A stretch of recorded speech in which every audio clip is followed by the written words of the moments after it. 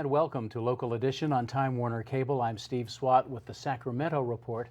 In the next few minutes, we're going to be talking to the State Assembly Speaker in waiting about efforts to help California's veterans. My guest is Toni Atkins. Thank you very much for being with us. Thanks, Steve. Representing San Diego, and eventually you will be the Assembly Speaker when Speaker Perez decides to give up his post. Right. Thank you for being here. Thank you.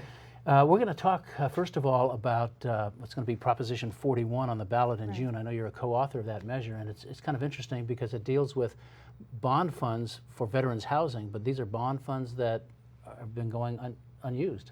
Right, Steve. Speaker Perez sponsored Assembly Bill 639 last session. The governor signed it, and that bill allowed us to put Proposition 41 before the voters in June.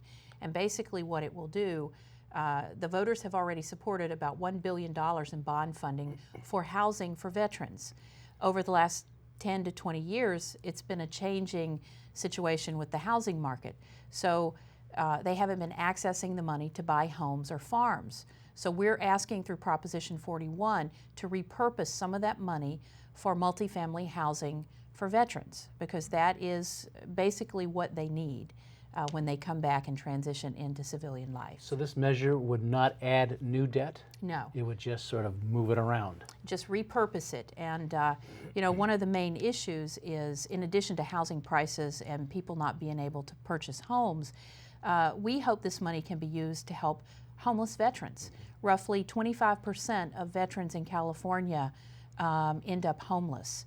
We have the most veterans of any state, 2 million, and so it's really important to provide supportive housing, multifamily housing, to help civilians, them transition back into civilian life once they're home. And part of that transition, which is not housing, is trying to find work for them and trying to find jobs, and so that's another issue that I know the legislature has been dealing with. Very important issue.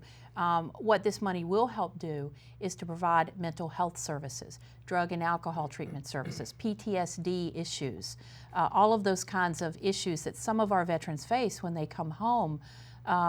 If you can get them into stable housing, permanent supportive housing, provide those services, and a component of that is to help them be ready to re-enter the job market. And a public vote is needed because it is using these bond funds for different purposes than originally agreed to. Correct. So the voters have already supported this. It's just repurposing, and you know, veterans are a critical part of California, our history, our legacy.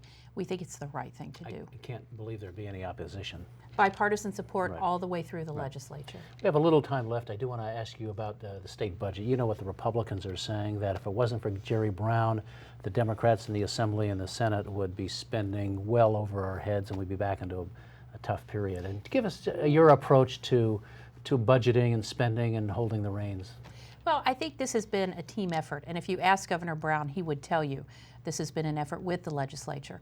And in fact, it was the Assembly's proposal to have the rainy day fund that's in the budget proposal that the governor put out in January.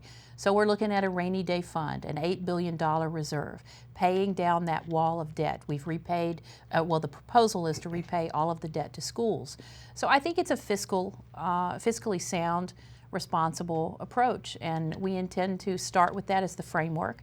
And of course, jobs, education, those sorts of things are still critical, and we'll be discussing that through the budget process. All right. Well, we're out of time for this segment, but Toni Atkins, a member of the State Assembly from San Diego, thank you very much for being with us, and we hope to see you back in the months ahead. Thank you, Steve. And thanks to our viewers for watching Local Edition on Time Warner Cable. A reminder, you can see this and other interviews on YouTube, also on My Government On Demand. I'm Steve Swatt. Have a great day.